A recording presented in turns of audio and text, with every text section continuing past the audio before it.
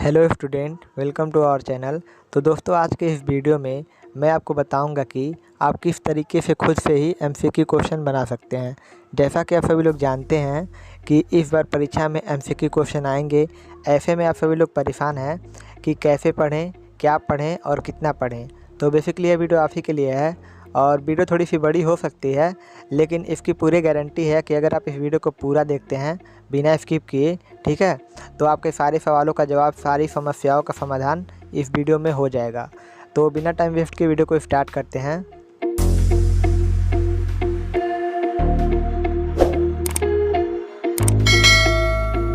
तो आपको करना क्या है कि पिछले 5 साल के पेपर लेना है, ठीक है, जो कि आपको अनसॉल्व से आसानी से मिल जाएंगे।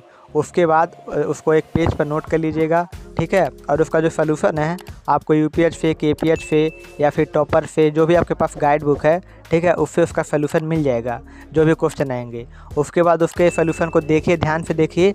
उसमें बहुत सारे ऐसे टॉपिक होंगे, बहुत सारे ऐसे वर्ड होंगे जिनको आपको नोट कर लेना है, ठीक है। जो भी इंपॉर्टेंट है उसमें हाईलाइटेड वर्ड है या फिर कोई स्टेटमेंट ऐसा है जो एक लाइन का है, ठीक है, या फिर किसी की डिफिनेशन है, उसको आपको नोट कर लेना है और उसको अच्छे से पढ़ना है। जो भी एमसीक्यू क्वेश्चन बनेंगे आपके उसी से बनेंगे, ठीक है, क्योंकि जो एग्जामिनर है वह कैसे क्वेश्चन बना रहे हैं कि जो भी क्वेश्चन इंपॉर्टेंट है उसको ले रहे हैं, उसके सॉल्यूशन में से जो भी इंपॉर्टेंट हाईलाइटेड वर्ड है या फिर कोई टॉपिक है या फिर कोई स्टेटमेंट है उससे एमसीक्यू क्वेश्चन बना रहे हैं। या फिर जो आपका क्वेश्चन हो गया, ठीक है, चलिए मैं आपको एक एग्जांपल दिखा देता हूँ। मान लीजिए आपके सामने एग्जांपल केमिस्ट्री का है, ठीक है। इसमें पूछा गया था, देखिए क्वेश्चन कई बार आ चुका है। इसमें पूछा गया था describe magnetic property of transition element, ठीक है। इसमें ट्रांजिशन एलिमेंट की मैग्नेटिक प्रॉपर्टी पूछी गई थी, ठीक है। तो एग्जामिनर कैसे क्वेश्चन बना सकता है कि आपको ट्रांजिशन एलिमेंट की मैग्नेटिक प्रॉपर्टी दे देगा पूरे क्वेश्चन में और पूछेगा कि ये किसकी प्रॉपर्टी है, ठीक है। तो आपको टिक करना रहेगा कि ये ट्रांजिशन एलिमेंट की प्रॉपर्टी है।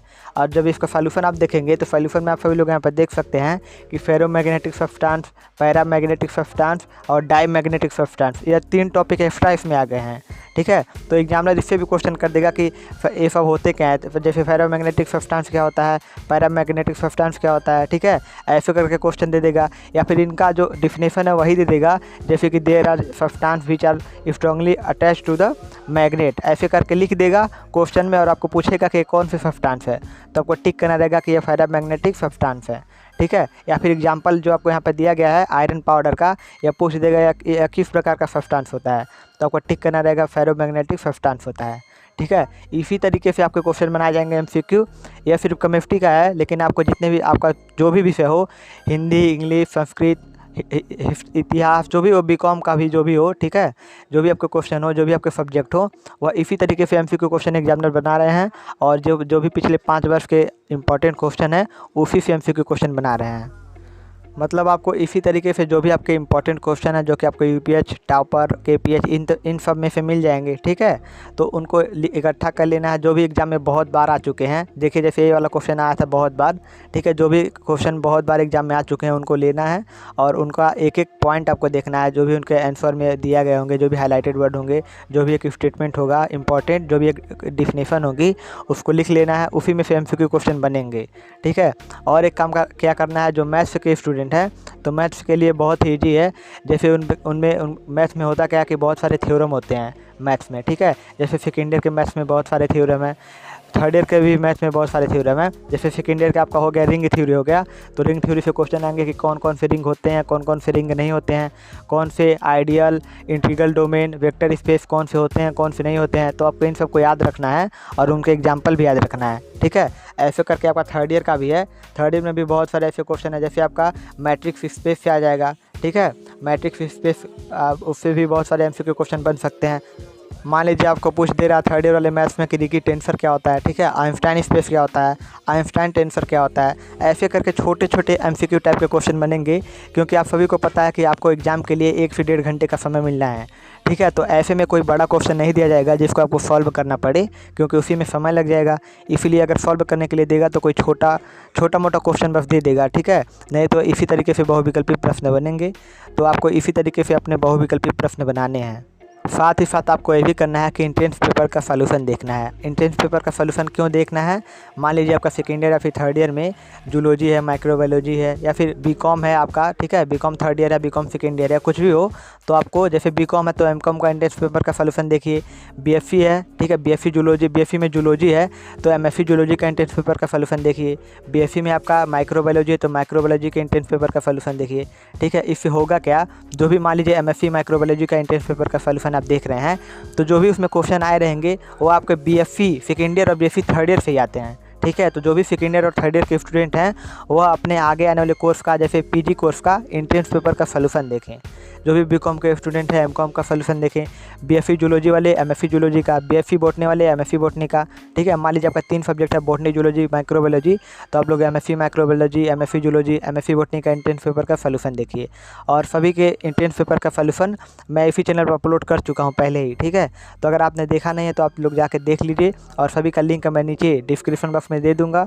साथ ही साथ अगर आपको प्लेलिस्ट में आप चेक करेंगे तो प्लेलिस्ट में आपको सभी एंट्रेंस पेपर का सॉल्यूशन मिल जाएगा, ठीक है। तो सभी लोग जाके एंट्रेंस पेपर का सॉल्यूशन जरूर से जरूर देखें, क्योंकि उसमें बहुविकल्पी प्रश्न ऑलरेडी होते हैं, और जो प्रश्न होते हैं वो सेकेंड ईयर और थर्ड ईयर से ही होते हैं। तो आप जब उसको पढ़ेंगे तो उसमें आपको पता चल जाएगा कि कौन सा सेकेंड ईयर का है, कौन सा थर्ड ईयर का है, और उसमें बहुत ही इंपॉर्टेंट क्वेश्चन दिए जाते हैं, ठीक है। तो ज़रूर से ज़रूर देखें उन वीडियो को। और रही बात आप सभी लोगों के कमेंट की, तो आप में से बहुत सारे लोग कमेंट कर रहे हैं कि सर बीकॉम का अपलोड कीजिए एमसीक्यू क्वेश्चन, या फिर बीएससी का कीजिए, बीए का कीजिए एमसीक्यू क्वेश्चन अपलोड। तो जैसा कि आप सभी लोगों को पता है कि समय आपके लिए बहुत कम है, ठीक है। आपका जो एग्ज़ाम होगा 27 जुलाई से होगा, तो आपके लिए समय बहुत कम है। तो ऐसे में सभी लोगों का एमसीक्यू टाइप का क्वेश्चन अपलोड करना पॉसिबल नहीं है, ठीक है। जो भी मुझसे हो सकेगा, जितने भी क्वेश्चन मैं अपलोड कर सकूँगा मैं इस चैनल पर अपलोड कर दूँगा, ठीक है। और जो मैंने आपको तरीका बताया है आप उसे खुद से एमसीक्यू क्वेश्चन बनाइए, और जब तक आपको क्वेश्चन नहीं मिलते हैं इस चैनल से तब तक आप उसको पढ़िए, और किसी एक के भरोसे मत रहिए। आप अपने खुद पर विश्वास कीजिए, ठीक है, क्योंकि समय बहुत कम है। और आज से अभी से आप लोग लग जाइए, एमसीक्यू क्वेश्चन बनाइए इस तरीके से और उसको पढ़िए, और अपने आप पर विश्वास रखिए कि जो भी आप क्वेश्चन बनाएंगे वो परीक्षा में ज़रूर आएंगे, क्योंकि इसके अलावा और कोई क्वेश्चन बना ही नहीं सकते हैं। जो टीचर्स होंगे, जो प्रोफेसर होंगे, जो क्वेश्चन बनाएंगे वो इसी तरीके से क्वेश्चन बनाएंगे, इतनी इसकी गारंटी है। और रही बात इस चैनल की कि इस चैनल पर एमसीक्यू क्वेश्चन कब अपलोड होंगे, तो जितना मुझसे हो सकेगा मैं एमसीक्यू क्वेश्चन अपलोड कर दूंगा। लेकिन मैंने आपको अपना तरीका बता दिया है कि कैसे मैं एमसीक्यू क्वेश्चन को बनाता हूं, ठीक है। तो मैंने आपको इसलिए तरीका बता दिया है क्योंकि समय बहुत कम है, और मैं अगर सभी का बनाऊंगा एमसीक्यू क्वेश्चन, जैसे बीए, बीएससी, बीकॉम, बहुत सारे कोर्स हैं, एमए, एमएससी, एमकॉम भी है, ठीक है, सेकेंड ईयर, थर्ड ईयर सभी का अपलोड करना है। तो ऐसे में मैं सबका क्वेश्चन अगर बनाऊंगा तो मुझे बहुत ज़्यादा समय लग जाएगा, और आपके लिए समय बहुत कम है, ठीक है। तो इसीलिए मैंने आपको अपना तरीका बता दिया है कि कैसे आपको एमसीक्यू क्वेश्चन बनाने हैं। और आप यकीन कीजिए कि इसके अलावा कोई भी एमसीक्यू क्वेश्चन नहीं आने वाला है एग्जाम में, ठीक है। आप चाहें तो एक बार जिस तरीके से मैंने बताया है उस तरीके से एक बार एमसीक्यू क्वेश्चन बना के देखिए। उसके अलावा आपके टॉपिक में, आपके चैप्टर में, आपके सिलेबस में एक भी एमसीक्यू क्वेश्चन बचेगा ही नहीं कि जो एग्जामिनर आपको एग्जाम में दे दे, ठीक है। और एग्जामिनर भी इसी तरीके से एमसीक्यू क्वेश्चन बना रहे हैं, तो आपको इसी तरीके से बनाना है और इसी तरीके से पढ़ना है, ठीक है। तो बस यार आज की वीडियो में बस इतना ही। अगर आपने अभी तक लाइक वाइक नहीं किया तो लाइक कर दीजिए, और आपके जितने भी फ्रेंड्स हैं उनके साथ शेयर जरूर कीजिए, क्योंकि इस समय सभी लोग परेशान हैं और सभी लोग कमेंट कर रहे हैं कि सर इसका अपलोड कीजिए, इसका अपलोड कीजिए, ठीक है। तो लाइक कर दीजिए, और चैनल पर नए हैं तो चैनल को सब्सक्राइब कर लीजिए, ठीक है, क्योंकि इस चैनल पर इसी तरीके से वीडियो आती रहती है। और यदि गोरखपुर विश्वविद्यालय से संबंधित किसी भी कॉलेज में पढ़ते हैं, या फिर गोरखपुर विश्वविद्यालय में पढ़ते हैं, या फिर पढ़ना चाहते हैं, तो यह चैनल आपके लिए बहुत ही हेल्पफुल है। तो आज के वीडियो में बस इतना ही, मिलते हैं आपसे अगली वीडियो में। Thank you so much.